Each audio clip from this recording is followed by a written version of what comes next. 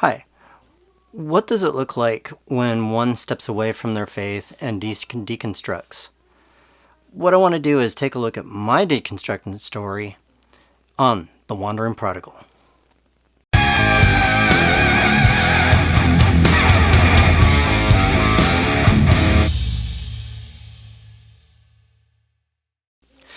Hello, welcome to the Wandering Prodigal. I'm going to talk a little bit today about my own deconstruction struggles and my own story. 4 years ago, during the election process, and which Donald J. Trump was elected as the President of the United States, that was the final catalyst that knocked me into my deconstruction. I had been already questioning many things that happened in my life prior to that was starting to lead me to question. My security within the church was going away, and I finally had enough. And when Donald Trump was elected as the president, and looking at who he was and the things he was doing and the support, that was something like about 87% or 84% support rating from the evangelicals. And it just really made me question exactly what it was to be an evangelical. And I didn't like it. And that's what really led me to deconstruct, to step away from my faith, to step away from the church. That was the last time I ever set foot in a church. And it really led me down a path of complete uncertainty. I didn't know what I was believing. I still wanted to retain being a Christian, but through a lot of things in my life, people's influence in my life, it led me to question a lot of things. It led me to question the validity of the Bible, especially the Christian claim that the Bible is the unwavering Word of God. It was God-breathed and God-inspired. I came to the conclusion, one, maybe God-inspired, but it was written by man, and man that, multiple writers actually, and it was men that believed that they were totally inspired by God. And I could say that I'm inspired by God by saying all of this, but it really doesn't mean a whole lot. That also leads me to realize that the Bible's not inerrant. It's full of contradictions. Many of the stories and many of the books that are written kind of contradict each other. I remember going through Bible college, and one of the excuses that they gave for even just the four Gospels not saying the same thing was that it took a look at four different perspectives of the same story. That might be true, but even when they talked about the same story, the perspectives were completely different, and they tended to contradict a little bit of each other. The other aspect that I was also looking at was the fact that the Bible was constantly changing. To this day, the Bible is not the same as what it was even 30, 40 years ago. They're constantly making updates and tweaks, and the wording changes. And it makes me wonder, how can we trust that what we're being given today is accurate?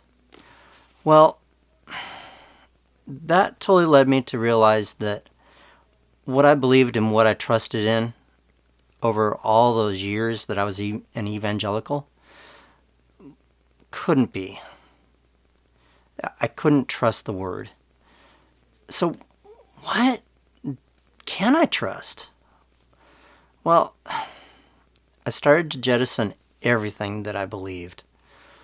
My ideas of God, my ideas of Jesus, and especially my ideas of evangelicalism. To me, I didn't trust the church. I didn't trust what I was being taught. I didn't feel in place with the church. I didn't feel secure at all. It really left me with a lot of questions. More questions than a lot of answers. Ultimately, I had to wonder, what did I believe? Well, I know that one of the things that I really came to the idea of was that believing in God, there was just enough around me that the idea of God, I decided to retain that. Is he the God of the Bible? I don't know. Maybe. But is he the God of Islam? Maybe. A lot of the questions that were going through my mind, even in evangelicalism, was that, Muslims believed in their God. Christians believe in their God. Buddhists believe in their God. Everybody had their God. But they were all believing that their God was the true God. And it gave me the question, is it possible that it's the same God? Maybe. There is that possibility. But it also gave me the possibility that maybe all these religions are all seeking the same God. And maybe they should stop fighting. But I also started looking at the religion in of itself. Evangelicalism is a religion. Islam is a religion. Buddhism is a religion. I am not religious. Organized religion to me was a complete fallacy, and it tended to constrain everything that I was supposed to believe. And it left me to not be able to question. And me as a man, as a human, I have to question everything. I also have to question some of the beliefs, some of the phobias that are out there. Homophobia. The belief that homosexuality is not true, and complete, utter belief against it. It seems to be something that is upheld within most of the religions. They vehemently battle against homosexuals, LGBTQ. They don't agree with them. I don't understand it, but I myself am single, or a heterosexual. I'm not single, by the way, but I am a heterosexual. My desire is for another woman. I don't understand it. And so how can I answer for them? There's no way that I can answer for them. The stories that I've heard of homosexuals that have tried to step away from homosexuality and tried to go into a more traditional role, they struggled. I've also known people that have been in traditional roles all their lives and have struggled to ultimately find out that they prefer another route, another type of person, leading them to be a part of the LGBTQ. And they have been much happier. Their struggle more is with the societal view of them and them being rejected. And to me, that is wrong. They're not out there to try to get me to become a homosexual, to become a part of the LGBTQ. They just want to be accepted. Abortion. I've learned that I am more pro-choice. But I do struggle with certain aspects of it. But I'm also a man. I'm not going to be one that can answer any of that. And I know of some that have gone through it and they struggle, but they themselves have learned that they are also pro-choice. To me, it's a woman's choice. It's a woman's body. I cannot answer for them. And it's not my role to answer for them. It's nobody's role to answer for a specific person, for a specific woman, to be able to answer for themselves. They can only answer for themselves. And that's where being pro-choice matters. There's so much out there, to believe in another human being. I believe that all humans have their rights to be themselves. We're going through a crisis right now, and I'm listening to so many evangelicals and their actions, and to be ignorant of the sciences out there, to be ignorant of the experts out there.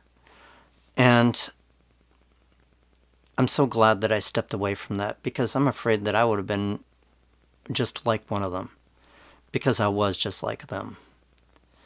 And as a result, right now, I got laid off from my employer, all because of this crisis that's going on.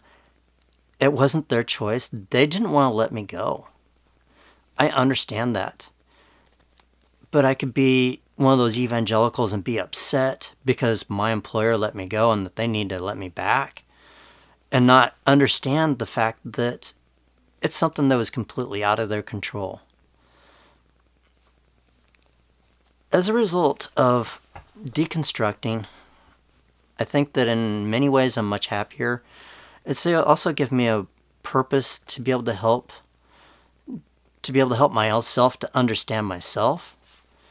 Also to help others to be able to help them understand themselves. I hope that someday that other evangelicals or those that are caught up in these circles, and I'm going to say this, many of those circles are actual cults. And the church that I came out of, in so many ways, it's a cult. Most of the churches that I went to, they worshiped the pastors. They trusted every single word that they said. And yet, if you go to a different church, many of those pastors will contradict each other.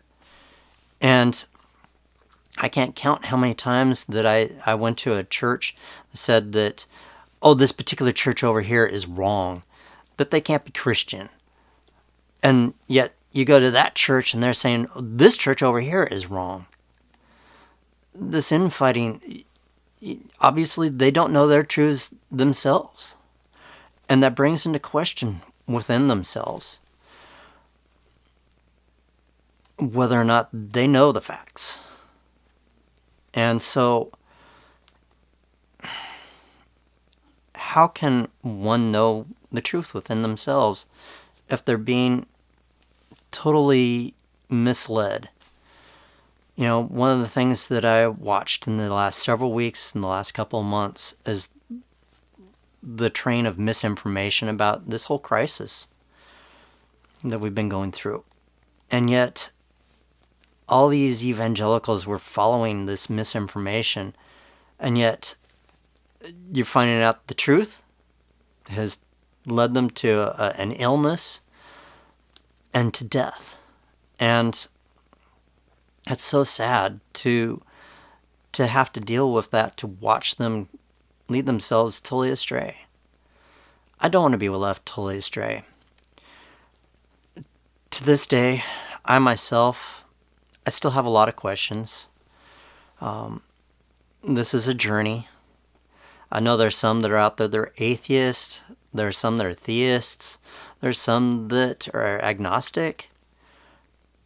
I'd find myself more in that theist role, and it's going to be a constant journey. Will I find myself back in evangelicalism again? I highly doubt it, because of the total mindset that is set within there. They don't even follow their own guidelines. The problem was that it is set to be an extremely narrow path. And if you step one side or another, you're going to wind up being totally shunned. And each of those churches has a different type of path that they have set that has a specific rule. And if you don't follow it, you're not going to be. You're going to be totally shunned. And to me, that's wrong. We have to be able to seek. I myself have my own certain beliefs. And yeah, they're open. I'm willing to listen. But I don't want to be misled.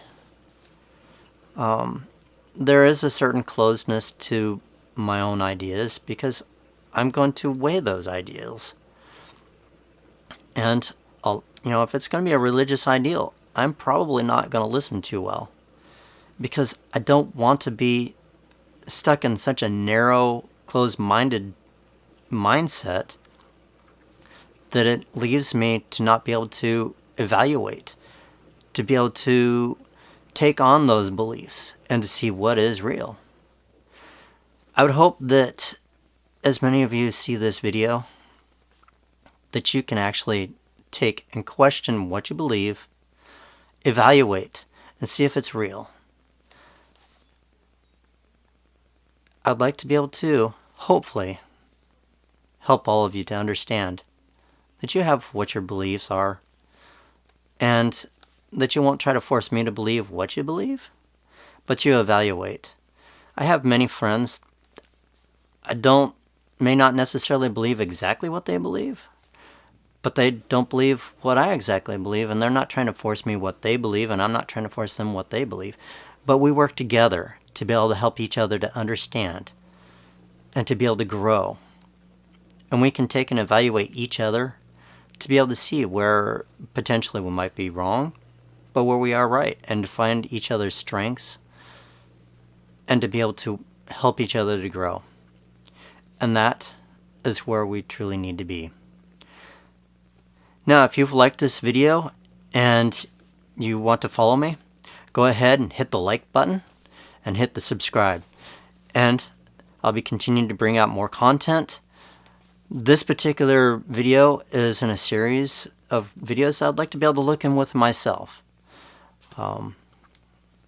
And as this channel grows, I'd be able to look at myself with others and be able to help each other to grow, to be able to challenge each other.